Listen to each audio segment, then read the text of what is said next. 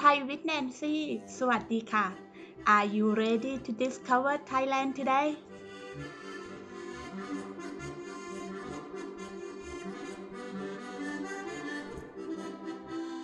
Back to 1700s, during Ayutthaya Kingdom, Kway Teow, which is a Chinese word for rice noodles, may have been introduced to Thai people by Chinese traders. Pad means stir-fry, and Thai refers Thai style.